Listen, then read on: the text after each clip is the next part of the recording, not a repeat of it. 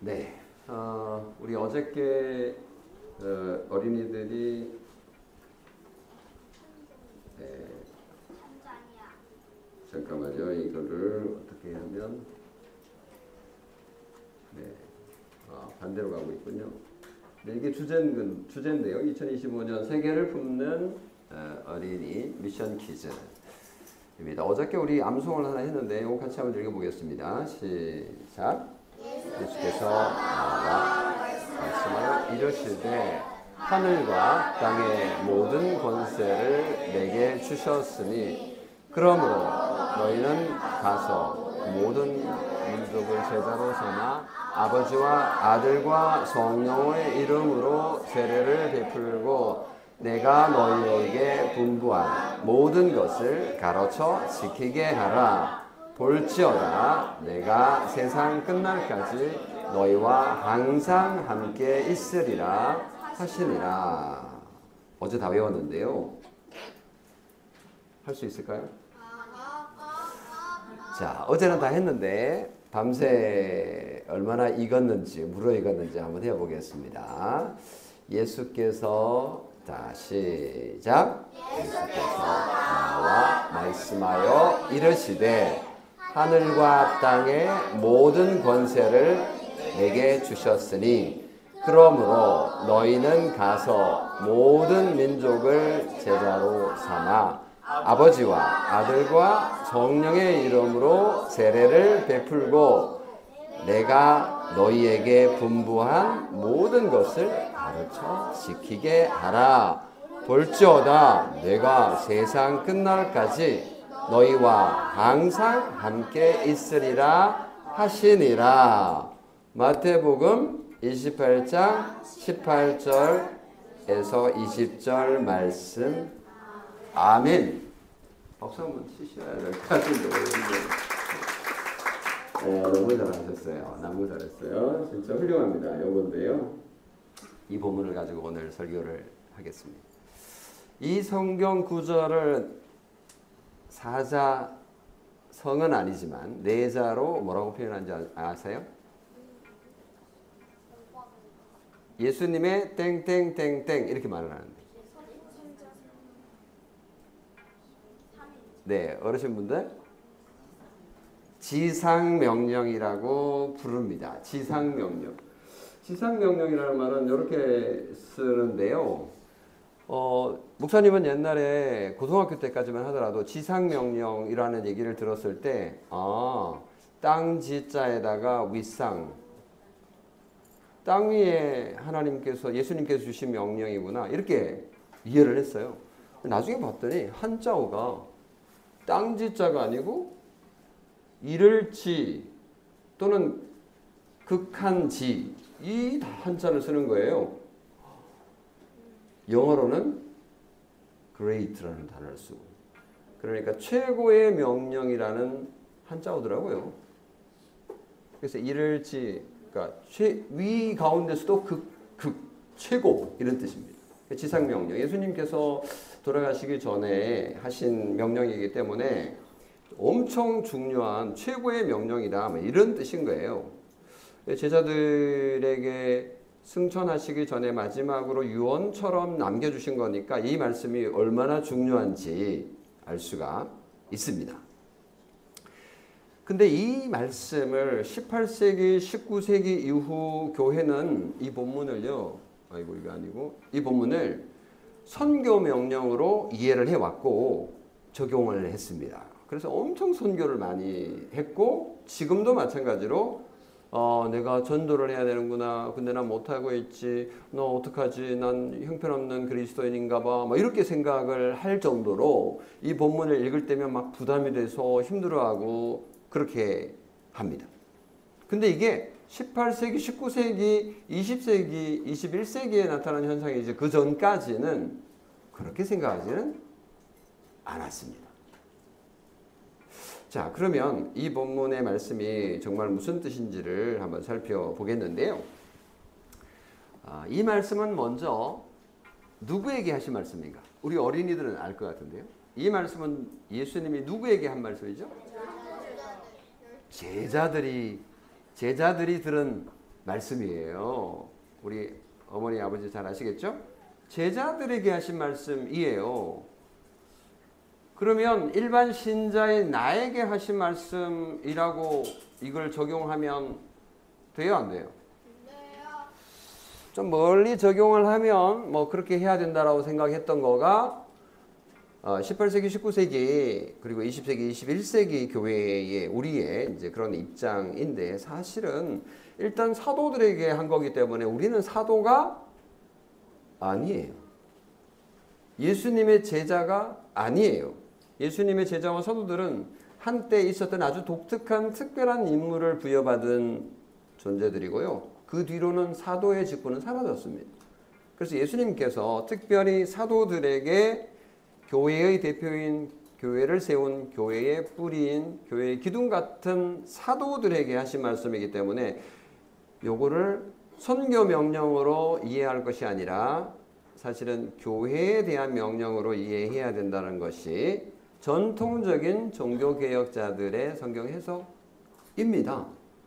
근데 저도 그렇고 여러분도 그렇고 어렸을 때부터 그렇게 이 본문을 해석하는 설교를 들은 적이 없기 때문에 좀 생소하실 수 있을 것 같아서 이번 기회에 이 본문을 가지고 여러분에게 설교를 하는데요. 첫 번째, 예수님의 명령은 제자를 만들어라. 요거 하나밖에 없습니다. 자, 여기 보세요. 예수님의 명령이 몇 개 나오는 것 같아요? 자, 예수님의 명령이 몇 개 나오는 것 같아요? 한번 보세요. 여기 보라색으로 된 게 예수님 말씀이거든요. 그 안에서 찾아보세요. 첫 번째, 뭐가 명령인 것 같아요? 가는 거, 그리고 제자로 삼는 거, 그리고 세례를 베푸는 거, 그리고 가르쳐 지키게 하는 거. 몇 개예요? 총 4개가 명령어로 들어있는 것 같이 번역이 되어 있어요. 이게 이제 함정입니다. 함정이라는 말은 좀 표현이 너무 좀 과격하고요. 그러니까 번역을 하다 보니까 어떻게 이렇게밖에 할 수 없는 측면이 있어요. 이게 잘못됐다라기보다는 본래의 의미가 무엇인지를 찾기 위해서 제가 이제 설명을 드리는 건데요. 4개의 명령어인 것처럼 번역이 되어 있는데 실제로는요, 명령어가 하나밖에 없어요. 그게 제자를 만들라. 제자를 삼으라. 삼는 거가 뭐라고 그랬죠? 무슨 뜻이라고 그랬죠? 우리 어린이들? 어제 알던데?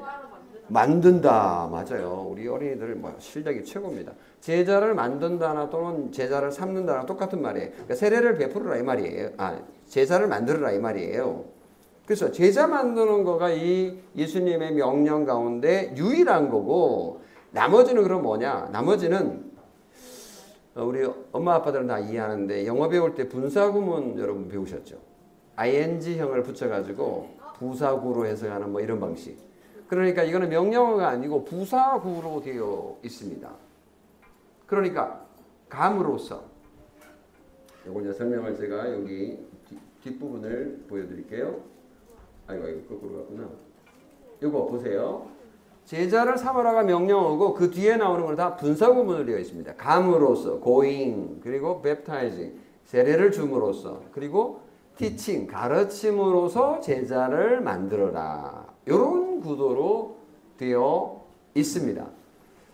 4세기에 번역된 벌게이트라고 하는 라틴어 성경이 있습니다. 그 라틴어 성경에는 요거를 살려서 정확하게 그렇게 번역을 했는데 그 뒤로 다른 언어, 특히 영어로 번역이 되면서 이게 조금 변화합니다.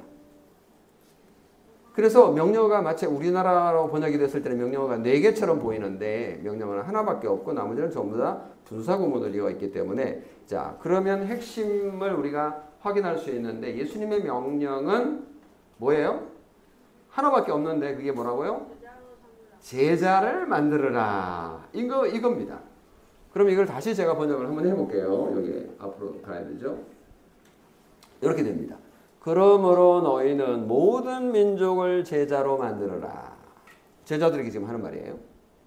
이 말은 무슨 말이냐면 니네들 유대인들만 지금 제자였는데 이제 모든 백성이 제자가 될 거야. 너희들 그 일을 해야 돼. 이 말이에요. 모든 민족으로 제자를 삼아라. 그럼 어떻게 가서 아버지와 아들과 성령의 이름으로 세례를 베풀고 내가 너희에게 분부한 모든 것을 가르쳐 지키는 방법으로 하는 거야. 라는 뜻입니다. 예수님의 지상명령의 목표는 가서 세례 주고 가르치는 것이 아니라 제자를 만드는 게 1차적인 목표고, 가서 세례 주고 가르치는 것은 제자를 만들기 위한 수단인 거죠. 수단이 목표보다 앞서면 안 돼요. 다 중요하지만. 그래서 후자는, 그러니까 방법은 전자, 목표 없이 존재할 수 없는 거고, 전자, 목표는 후자인 방법 없이 존재할 수 없는, 분리할 수 없는 하나이지만 뭐가 중요한지는 분명해진 거죠. 그래서 제자는 누구냐 할 때, 죄송해요, 자꾸 왔다 갔다 해서 제자를 만들으라고 그러는데 뭐 제자를 만든다는 게 무슨 뜻이에요? 여러분, 제자가 뭐예요? 제자. 제자의 반대는 뭐예요? 제자의 반대가 뭐예요?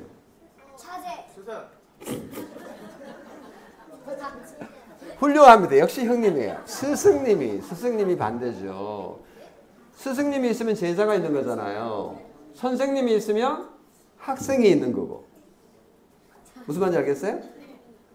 그래서 스승이 있으면 제자가 있는데, 제자는 배우는 사람이라는 뜻입니다. 한자가 그래요. 본래 배우는 사람. 그런데 제자, 진짜로 그 헬라어도 그렇고 영어도 그렇고 라틴어도 그 제자라는 말은 정말로 배운다는 뜻입니다. 제가 그래서 증명을 하려고 이렇게 써왔어요. 제자라는 말의 영어는 disciple이잖아요. disciple이라고 하는 단어는 라틴어 discre라고 하는 배우다라고 하는 단어에서 온 겁니다. 비슷하게 생겼잖아요. DIS로 시작하는 단어. 그죠? 그러니까 제자를 만들으라는 뜻은 학생을 만들어라, 배우는 사람을 만들어라 라는 거가 핵심이에요. 이거를 해야 되는 게 제자들이 해야 되는 거였고, 처음 그 제자들은 이거를 해가지고 교회를 세운 거예요. 그래서 교회에서 제일 중요한 거는 뭐예요? 배우는 겁니다. 그럼 배우려면 어떻게 해야 돼요? 누군가가 가르쳐야 되죠. 그래서 교회는 가르침과 배움이 일어나는 곳이기 때문에 교회라는 이름 자체 한자어도요. 한번 보세요. 한자어와 교자가 무슨 교자예요? 가르칠 교회예요. 한자를 아는 친구는 역시 바로 오네. 왜 가르칠 교를 했을까? 가르치어야 배우죠. 그러니까 배우고 가르치는 행위가 일어나는 곳이 바로 교회이기 때문에 한자어도 번역을 할 때 가르칠 교자를 쓴 겁니다. 그래서 예수님의 지상명령을 행하려면 교회는 뭘 열심히 해야 돼요? 가르치고 배우는 일을 많이 해야 되는데, 다우리 교회는 그 일을 하고 있나요? 여러분 생각에? 네. 지금도 그 일을 하고 있잖아요. 가르치고 여러분은 배우고 계신 거예요. 자, 그러면 여러분은 지금 제자가 되었고 제자로 훈련받고 있는 거죠. 제자로 성장해 가고 있는 거죠. 그래서 제자는 지적으로 머리로 배우는 것뿐만 아니라 또 그것을 훈련해 가지고 우리의 삶에서 적용하고 살아가는 자. 이게 바로 교회에 주어진 예수님의 명령인 것입니다. 그래서 이 본문을 가지고 선교 명령으로 이거를 이해를 하고 선교사들이나 하는 것이라고 이렇게 생각을 하면 안 되고, 교회에 주신 예수님의 명령인 거구나라는 것을 확인하는 것이 첫 번째 대지의 설교의 요지입니다. 자, 그러면 다시 교회는 사람들을 불러 모으는데, 가서 사람들을 불러 모으는데 집중해야 되겠지만, 그것보다 더 중요한 것은 한 사람 한 사람을 가르쳐서 제자로 세워가는 것이 정말 중요한 것이다 라는 것을 확인할 수 있습니다. 자, 예수님이 명령한 건 뭐라고요? 교회에 명령한 건 뭐라고요? 제자를 만들어라. 제자를 만들어라. 자, 그러면 자, 제자를 만들어라라는 예수님의 이 명령을 교회가 얼마나 잘 충실하게 해왔을까? 이 마태복음 28장 18절에서 20절의 말씀을 교회는 충실하게 해왔을까? 교회 역사 이야기를 좀 들려드릴게요. 18세기 말쯤에, 그러니까 200년 전쯤에 윌리엄 캐리라고 하는 침례교 목사님이 계셨습니다. 이분이 얼마나 선교를 열심히 했냐면 선교의 아버지다, 현대 선교의 아버지다라고 불릴 정도로 대단한 분이었습니다. 그래서 이분이 마태복음 28장 19절 20절을 어떻게 해석했냐면 교회에 주신 거라고 보지 않고 개인에게 주신 명령이라고 본 거예요. 그래서 이 말씀을 읽을 때는 나 가야 되는데, 전도하러 가야 되는데, 그리고 그 세례 줘야 되는데, 그리고 가르쳐야 되는데, 나 그거 못하고 있어. 어떻게 이렇게 부담을 가져야 된다라고 설교했고 직접 본인도 실천했습니다. 그렇게 해서 이 윌리엄 캐리는 인도로 선교사로 스스로 이제 떠났습니다. 그렇게 하면서 이 구절을 선교 구절로 해석하면서 그 뒤에 모든 교회들이 이거를 따라 해석하기 시작을 했습니다. 그러면서 선교로 사람들을 많이 동원하는 효과는 일으키긴 했습니다. 그렇지만 주와 계기, 그러니까 목표와 방법이 바뀌는 상황이 형성되게 된 것은 유감입니다. 초대교회나 종교개혁교회는 이 구절을 선교명령으로 이해하지 않았습니다. 이 구절은 교회에 주신 명령으로 제자를 만드는 거, 이거는 개인이 할 수 있는 게 아니고 교회가 할 수 있는 거거든요. 교회의 기둥과 터인 사도들에게 주신 명령이고 사도들이 그거를 실제로 시행을 했고 그것 때문에 지금도 교회가 유지되고 있고 이 교회를 통해서 제자가 만들어지고 있는 거예요. 그래서 이 일은 누가 할 수 있느냐? 개인인 내가 할 수 있는 것이 아니고 누가? 교회가 할 수 있습니다. 그러니까 이거는 바울이 교회에 주신 명령이구나 라고 적용을 하면 정확한 거예요. 사도들에게 주신 것일 뿐만 아니라 그걸 우리에게 적용한다면 바울이 교회에게 명령하신 거구나 이렇게 적용하면 정확해요. 나 이거 이 말씀 나 못 지켜. 나 안 할래. 하기 싫어. 힘들어. 맞아요. 이걸 어떻게 내가 개인이 해요. 뭐 가는 거는 할 수 있겠지. 근데 세례 주는 거 어떻게 개인이 해요? 그리고 내가 성경도 잘 모르고 교리도 잘 모르는데 내가 어떻게 가르쳐요? 뭐 조금 가르칠 수는 있겠지만 엉뚱하게 가르쳤다가 큰일 날 수도 있어요. 이건 교회에 주신 명령이 분명합니다. 그래서 교회의 역할은요, 이것도 하고 저것도 하고 뭐 병원도 하고 복지도 하고 뭐 이런 거 뭐 좋은 일들 얼마나 많이 있겠어요. 뭐 길거리 청소도 하고 뭐 그럴 수 있지만 사실은 그게 핵심이 아니에요. 예수 안 믿는 사람들 마음을 사기 위해서 다우리 교회 띠를 띠고 나가서 뭐 온 동네 청소하러 다니고 뭐 좋은 일이죠. 그런데 그거는 영혼을 구원하는 게 아니에요. 그거는 이제 가서 어떻게 데려올 거라고 이제 하는 건데 뭐 그건 나쁘진 않지만 교회가 해야 될 제일 중요한 거는 뭘까요? 제자를 만드는 거거든요. 그럼 제자를 만들기 위해서는 어떻게 해야 되느냐? 가르쳐야 되고 배우는 일이 일어나도록 해야 됩니다. 그래서 교회에서 하는 제일 중요한 일은 하나님의 말씀을 잘 보존하고 이게 손상당하지 않게 이단들이 와가지고 엉뚱하게 이상하게 가르치지 않도록 잘 보존하고 그게 이제 교리죠. 그리고 그 말씀을 잘 가르치고 배우는 일, 그리고 세례 주는 일, 성찬을 베푸는 일, 이런 일을 잘 하는 거가 교회가 해야 될 일인 거예요. 예수님의 제자를 만드는 것. 예수님의 제자가 뭐예요? 예수님의 제자는 예수님의 말씀을 배우고 실천하는 자가 예수님의 제자입니다. 근데 우리는 열심히 전도하는 데만 신경을 쓰다 보니까 제자 만드는 데는 좀 부실한 것이 아닌가. 그러니까 평생 교회 다니는데 제자로서의 모습은 잘 보이지 않는 그런 안타까운 상황들이 많이 전개되고 있어서 참 아쉽습니다. 또 한 가지 예를 제가 들어보겠는데요. 1997년쯤인데 미국의 휴스턴 서울교회라는 그 한인교회죠. 이민교회죠. 그 교회에서 목회하는 유영기 목사라는 침례교 목사가 있었습니다. 이분도 침례교 목사예요. 윌리엄 캐리도 침례교 목사인데, 근데 이분이 가정교회라는 거를 시작을 했습니다. 그래가지고 엄청 성공을 거두었어요. 막 교회가 부흥을 한 거예요.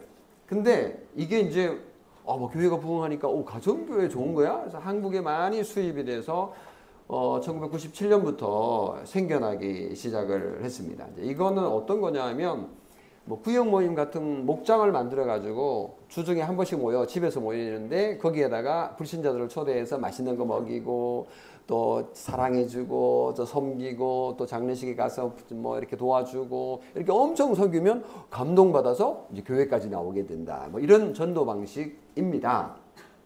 나쁘지 않죠. 그래서 전도를 엄청 많이 해가지고 또 불신자들이 신자들이 많이 생기기도 하고 그래서 교회가 성장하기도 하는 이런 건데 참 뭐 열정적이고 열심인 그런 사람들이고 또 그런 그 가정교회 형태는 그렇게 해서 또 어떤 지역은 어떤 교회는 성장하기도 합니다만은 또 여러 부작용도 없지 않아 있습니다. 근데 제가 이제 그거를 다 말하려고 하는 건 아니고 오늘 제가 말씀드리려고 하는 건 뭐냐면 전도를 이제 강조하다 보니까 이 유영기 목사님이 어떻게 가르치냐면 제자란 무엇이냐? 아까 제자가 뭐라고 그랬어요? 제자는 배우는 사람이라고 그랬죠. 배워서 그렇게 살아가는 사람. 이게 제자라고 그랬잖아요. 근데 여기는 제자의 정의를 어떻게 하냐면 제자는 또 다른 제자를 낳는 자, 또 다른 제자를 만드는 자가 제자래요. 또 그럴 것 같기도 하네. 그러니까 전도 입장에서 보면 내가 가서 전도해야 되는데 그게 제자 만드는 거잖아. 이렇게 이제 생각을 하는 거죠. 그래서 제자는 또 다른 제자, 전도해가지고 또 예수 믿는 사람을 만들어내는 이게 이제 제자라고 말을 하니까 전도와 선교를 강조하는 입장에서는 그래 맞네. 그렇게 해야 되겠다라는 부담감이 생기고 그렇게 해서 교인들에게 이제 계속 반복해서 얘기를 해서 전도에 헌신하도록 이렇게 하는데 뭐가 문제일까요? 좋은 거 아닌가요? 오늘 배웠잖아요. 제자는 뭐냐? 제자는 배우는 자고 그렇게 살아가는 자라고. 근데 여기는 약간 한 단계 더 나가잖아요. 제자는 뭐 배우는 거 상관없어. 가정교회에서는 배우는 거 별로 중요하게 생각하지 않거든요. 가르치는 것도 별로. 그리고 어떻게 살아가는 거 이거 둘째야. 그건 둘째야. 일단은 제자를 만들어야 돼. 예수 믿고 나면 우선 밖에 나가서 내 친구 빨리 데리고 와야 돼. 그렇게 해서 예수 믿게 하지 않으면 내가 제자가 아닌 거야. 그리고 그걸 빨리 증명해야 되고 그걸 많이 증명하면 증명할수록 내가 확실한 제자라는 게 증명이 되는 그런 정의인 거죠. 그래서 실제로 여기에서는 어떻게까지 말을 하냐면 이건 닭을 예를 들어서 이렇게 표현합니다. 알을 낳지 못하는 닭은 필요가 있어요, 없어요? 알 낳지 못하는 닭은 필요가 없다라는 상식이잖아요. 예? 닭고기 있는데 이제 알을 팔아서 농사를 짓는 그 분들 입장에서는 알을 낳지 못하면 폐계라고 해서 처분을 해버립니다. 죽여버립니다. 그렇게 이제 잡아 먹어버리는 거예요. 예, 잡아 먹어버리는데 죽이는 거예요. 민주는 죽이는 게 문제예요. 그래서 폐닭은 쓸모가 없다. 그래서 제자를 낳지 못하는 제자는 쓸모가 없다. 없어야 된다라고 말은 하지 않지만 알을 낳지 못하는 닭은 폐닭이다 라고 말을 합니다. 그럼 그 말은 조금 더 적용해서 유권 해석을 하면 나는 전도를 못하니까 나는 제자가 아니네? 라고 생각하게 만드는 거니까 사실은 이건 교리적으로 상당히 문제가 있다고 저는 봅니다. 전도하고 교회를 부흥시키는 데는 상당히 좋은 도구일지 모르지만 이것은 성경이 가르치는 만큼만 우리가 가야 돼요. 성경보다 우리가 더 열심일 수는 없는 노릇입니다. 그래서 이제 유영기 목사라는 분은 사실은 선교단체에서 본래 되게 열심히 대학생 선교단체 열심히 일하셨던 분이세요. 근데 그거를 교회에 적용하다 보니까 엄청 열정을 이제 호소하게 되고 이제 그렇게 했기 때문에 된 건데 선교학적으로는 엄청난 그 힘을 줄 수 있을지 모르지만 교회론적으로 보면 사실은 모순도 있고 부족한 점이 많이 보입니다. 우리는 오늘 이 마태복음 28장 18절, 19절, 20절의 말씀 대위임령은 그리스도인 개인에게 주신 명령이 아니라는 것을 확인했습니다. 예수님의 지상명령을 나 개인에게 주셨다라고 적용을 하면 내가 그렇게 하지 못하는 것에 대한 부담감으로 평생 살아갈 수밖에 없을 겁니다. 당신 평생 전도 몇 명 했어?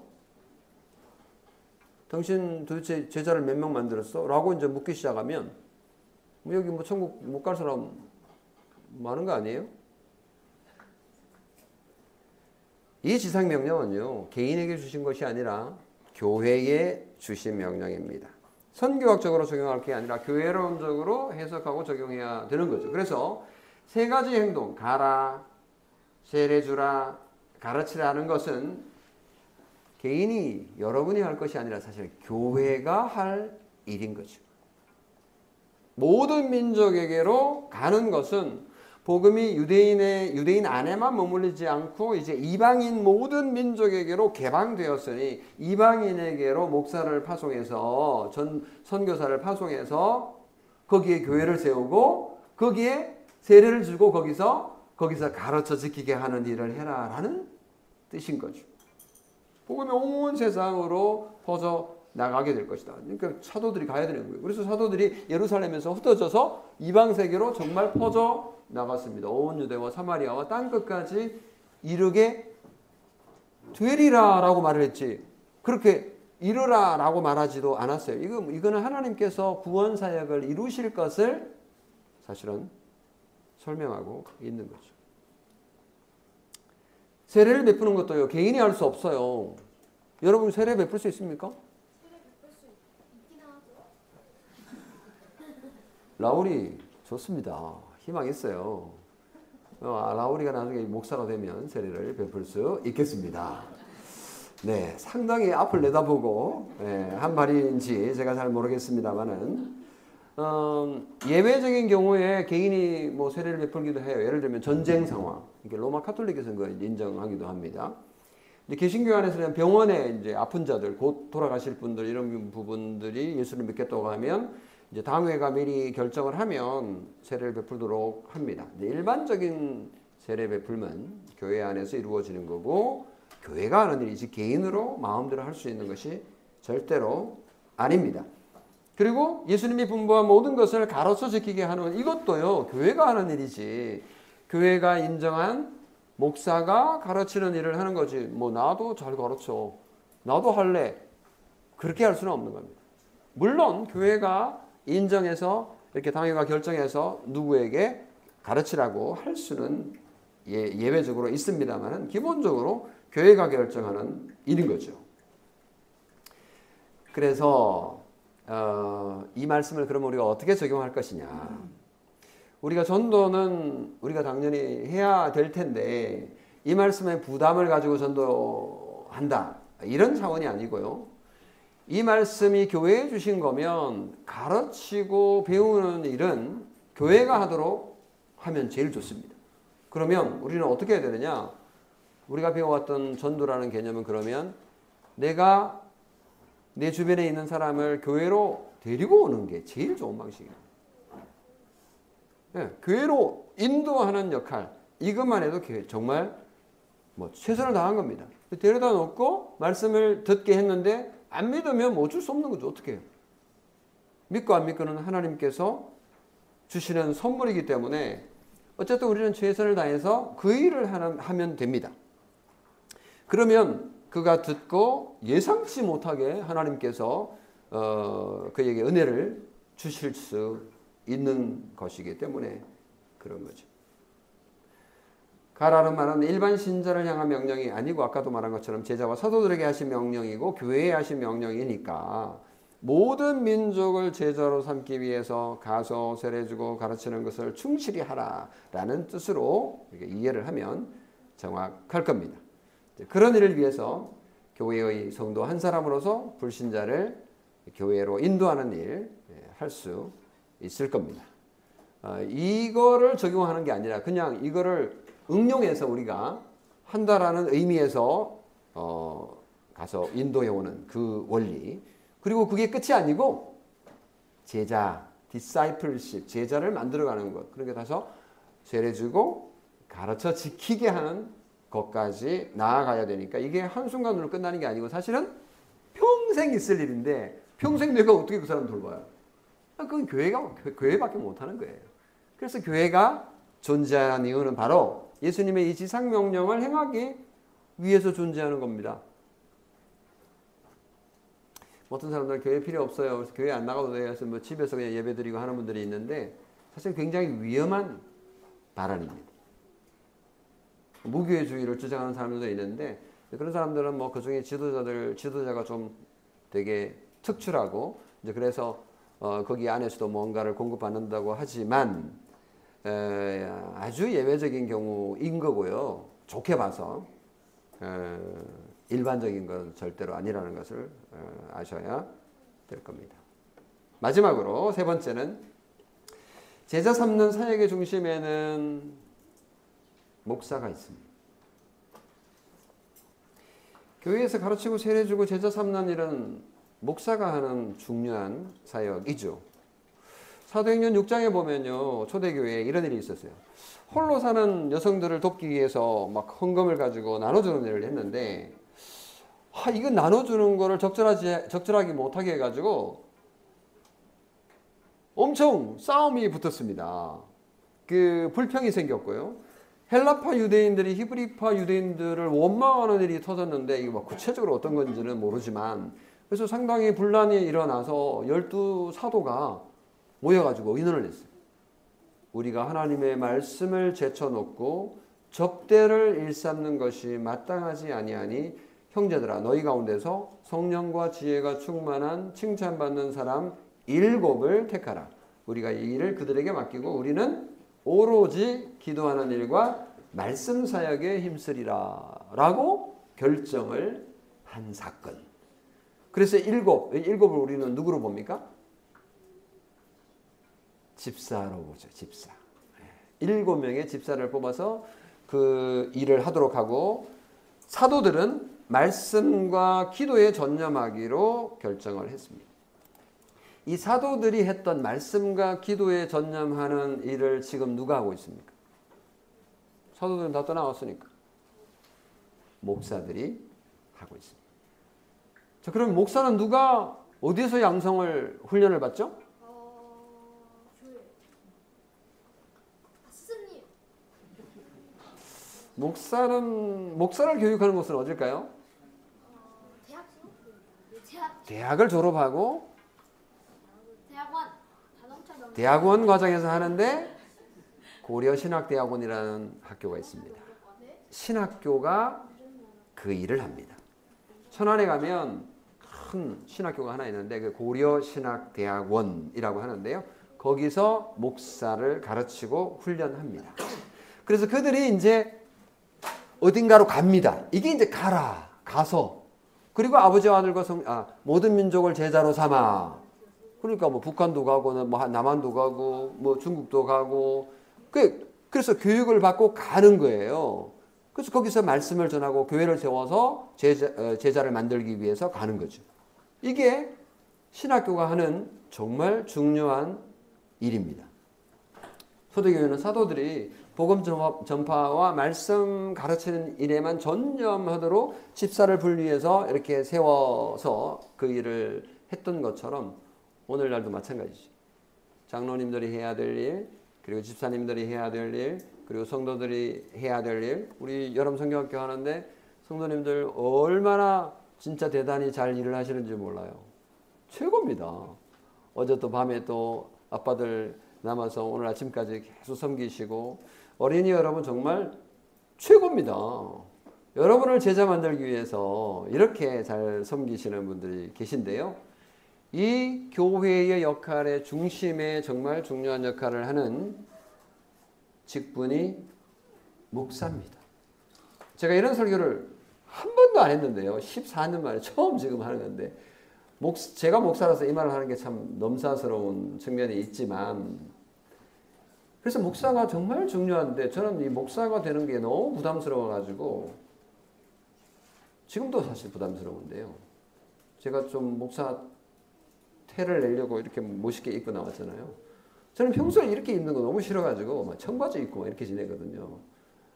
평소에 저 모습하고 주일 여기에서 저 모습은 다른데 사실은 일부러 그렇게 하는 거예요. 그러니까 시원찮은 사람인데 시원찮은 사람이 목사가 되어서 말씀을 전해야 되는데 조금 근위를 조금 세워보려고 옷도 이렇게 예쁘게 입고 이렇게 깔끔하게 해서 여러분 앞에 서서 섬기는 것은 제가 대단하다라는 뜻이 아니라 하나님의 말씀이 소중하고 귀하기 때문에 이 말씀을 가르치는 일을 해야 되니까 그런 거거든요. 그리고 또 여러분은 또 저를 목사로 보고 하나님의 종으로 보고 또 제가 가르치는 걸 다 아멘으로 받으시고 또 이거를 실천하려고 애쓰시잖아요. 그러니까 정말 여러분은 제자신 거예요. 예수님의 참 제자인 거예요. 제자가 제자를 낳아야 제자가 아니라 가르치고 배우는 이 일에 동참하고 계신 여러분이 예수님의 제자신 겁니다. 제가 이 말씀만 하고 이제 마치려고 하는데요.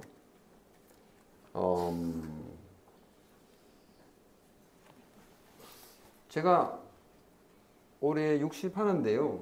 70세에 은퇴해요. 그렇게 오래 해요? 그 말이에요. 그렇게 빨리 해요? 그 말이에요? 근데 65세 이후로는 퇴직해야 되는 거 아니에요? 아, 진짜.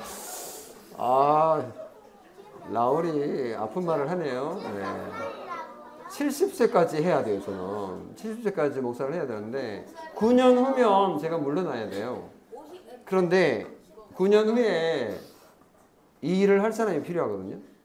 다우리 교회 목사가 될 사람이 필요한데, 이 어린이 여러분 가운데 다우리 교회 목사가 나오면 제일 좋겠는데.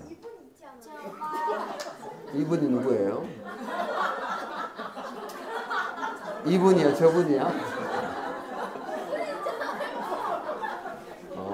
거기도 있을 수 있겠네요.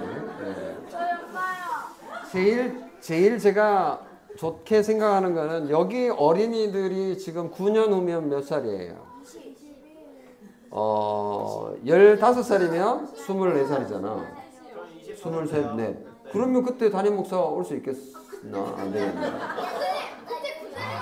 큰일 났네요. 네. 그래서 지금 가장 좋은 거는 다우리 교회 안에서 다우리 교회 목사가 나오는 건데 여러분 기도해 주십시오. 이 일이 정말 중요하거든요. 교회를 섬기고 말씀을 가르치고 세례를 베풀고 제자를 세우는 이 일이 참으로 중요한데 아무나 세울 수가 없는 일이에요. 그래서 우리 교회가 지금까지 가르쳐 왔고 또 앞으로도 가르칠 그거를 잘 알고 그런 분이 이 교회의 후임 목사가 되면 정말 좋겠다는 생각인데요. 하나님께서 하나님의 교회이기 때문에 하나님께서 알아서 하실 일이긴 할 겁니다.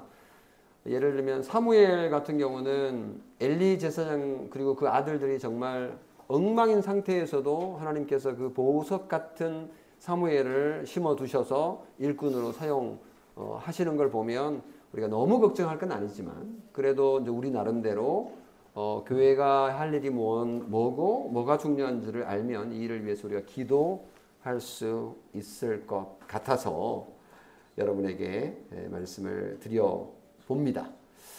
저희 교회가 후원하는 선교사님들을 보면요 공통점이 있어요. 다 신학교에서 신학교 관련 사역을 하시는 분들이에요. 다음 주에 우리 중국에서 사역하고 계시는 우리 김문 선교사님이라기보다는 목사이고 또 그곳에서 또 교수 역할을 하는데 그분이 한국 잠시 방문한다고 오늘 오시기로 했는데 오늘 좀 정신이 없을 것 같다 해서 다음 주에 오시기로 했고요. 우리 박성규 선교사님 탄자니아에서 선교하고 계시는데 거기도 신학교 사역을 하고 계세요. 그러니까 신학교가 목사를 길러내는 거잖아요. 근데 목사가 하는 일이 뭐라고요? 교회에서 가서 교회에 가서 제자를 가르치고 세례를 베풀고 가르쳐서 제자를 만드는 일을 하기 때문에 이 일이 정말 핵심이고 본질인 거예요. 그래서 그 일을 하는 일에 우리 후원하는 건 정말 영광스러운 일이고 감사한 일이고요. 고려신학대학원을 위해서 우리가 기도하고 하는 것도 꼭 필요한데 그러고 보니까 고려신학대학원을 위해서 우리가 지원도 후원도 초기에 많이 했는데 언제부턴가 재정적으로 좀 힘들어서 스톱을 했는데 사실은 그 일도 해야 되고 또 우리가 늘 기도하고 해야 되는 거가 그 이유가 바로 예수님의 이 유언 같은 마태복음 28장 지상명령 때문인 겁니다.